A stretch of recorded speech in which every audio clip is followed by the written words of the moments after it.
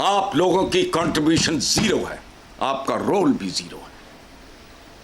58 मुल्क।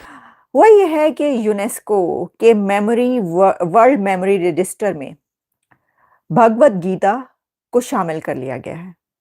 58 मुल्कों च हर साल 8 नोबेल प्राइज होने चाहिए कम से कम।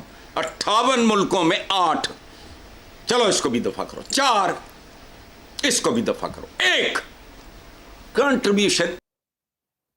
तो भगवत गीता, जिसको सॉन्ग ऑफ गॉड कहा जाता है, उसकी रेलेवेंस दुनिया के लोग हैं, उन्होंने उसको पढ़ा, उसको देखा, उससे फायदा उठाया। हमारे दोस्त बाहर जाते हैं, वो अपना नाम हिंदुओं के नाम में से रख लेते हैं, अजय करके बुलाते हैं कि हमें 4 बंदे इज्जत देंगे। अब अगर हम पाकिस्तानी नाम रखेंगे अपना, तो वो कहते हैं यार ये चोर है, ये डकैत है। वह क्या है, गंदगी का ढेर है।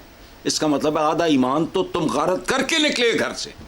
आज भी पाकिस्तान में लड़कियां अपनी शादी में लाल जोड़ा पहनती हैं, तो ये लाल जोड़े का इस्लाम से क्या ताल्लुक है? इतनी सारी रस्में रिवाज जो इंडियन हिंदू हेरिटेज है उससे वो ली गई हैं। मेरे अपने दोस्त हैं जो स्टूडेंट हैं, जो ऑस्ट्रेलिया गए हुए हैं, उन्होंने अपने कोड वर्डिंग में अपने नाम बाहर और रखे हुए हैं, इंडियन नाम रखे हुए हैं, ताकि हमें थोड़ी रिस्पेक्ट मिले। This is proud moment for every Indian. और ये किसने कहा है? ये कहा है इंडिया के प्राइम मिनिस्टर नरेंद्र मोदी साहब ने ट्वीट की है। और एक ऐसा दुनिया में एक स्टेप लिया गया है जो कि यूनेस्को की तरफ से लिया गया है, जिसके ऊपर उन्होंने हर इंडियन व्यक्ति को मुबारकबाद पेश की है। नमस्ते दोस्तों, जय हिंद।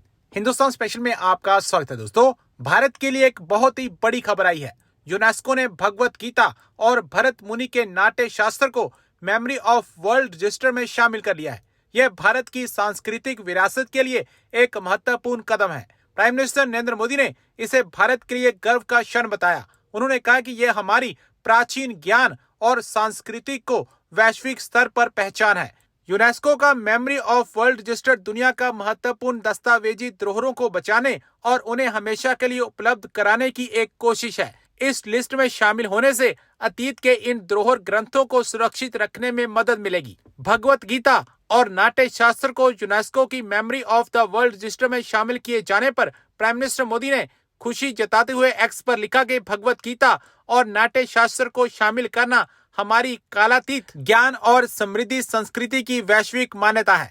यह हर भारतीय के लिए गर्व का क्षण है। न्यूज के जिसके पर कहा जा रहा है कि this is proud moment for every Indian. और ये किसने कहा है? ये कहा है इंडिया के प्राइम मिनिस्टर नरेंद्र मोदी साहब ने ट्वीट की है। और एक ऐसा दुनिया में एक स्टेप लिया गया है जो कि यूनेस्को की तरफ से लिया गया है, जिसके ऊपर उन्होंने हर इंडियन व्यक्ति को मुबारकबाद पेश की है। उनके प्रधानमंत्री ने कहा है कि ये एक ऐसा प्राउड मोमेंट है कि हर इंडियन को इसके ऊपर फख्र करना चाहिए। वह क्या है?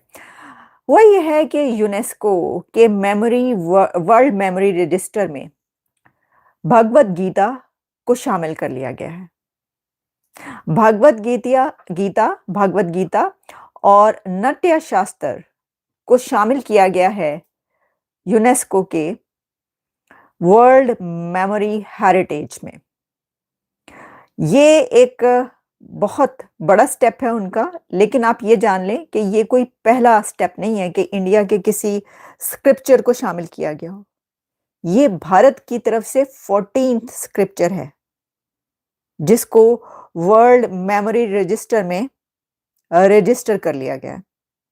वैसे तो दुनिया के 72 कंट्रीज से कलेक्शंस मौजूद हैं वर्ल्ड मेमोरी रजिस्टर में, लेकिन भारत की 14 एंट्रीज हो चुकी हैं। इसके ऊपर इंडिया के प्राइम मिनिस्टर नरेंद्र मोदी ने ट्वीट किया, जिसमें उन्होंने कहा कि जो ये काम किया गया है इसके ऊपर जो हर इंडियन है उसको फख्र महसूस होना चाहिए।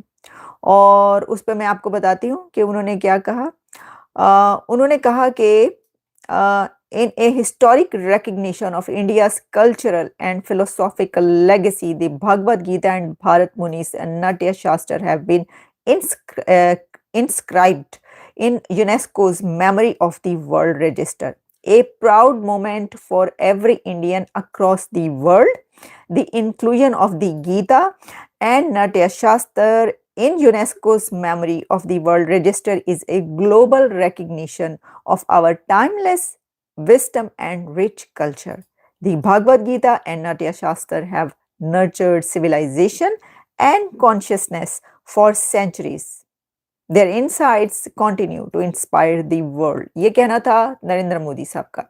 और इसमें जैसा मैंने आपको बताया कि ये 14th एंट्री है भारत की तरफ से, और एक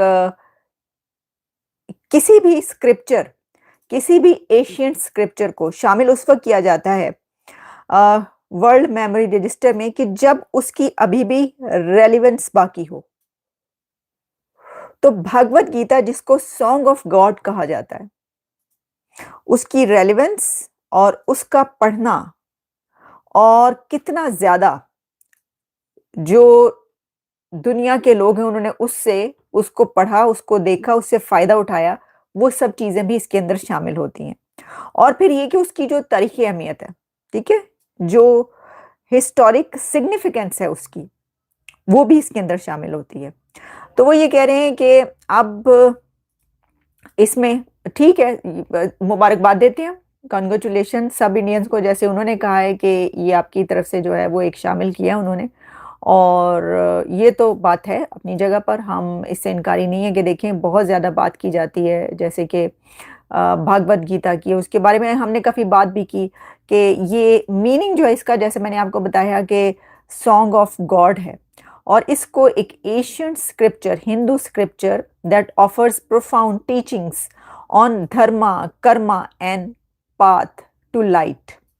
It's a dialogue between Krishna and Arjuna on the battlefield, guiding Arjuna through his doubts, कि उसकी जो ड्यूटी उन्होंने पूरी करनी थी उसको पूरा करे। और इसकी जो टीचिंग्स हैं वो ये हैं कि आपको हर हाल में अपनी विदाउट एनी अटैचमेंट जो आपकी ड्यूटी है उसको पूरा करना चाहिए। और भी इसमें बहुत सारे ऑब्वियसली मैसेजेस जो हैं वो आपने कर सकते हैं। और देखिए जो पंचतंत्रा है, पंचतंत्रा भी इसके अंदर शामिल है, यूनेस्को के जो वर्ल्ड हेरिटेज है उसके अंदर वो भी शामिल है। तुलसीदास ने तो हनुमान चालीसा भी मेरा ख्याल है उन्होंने ही लिखा है ना।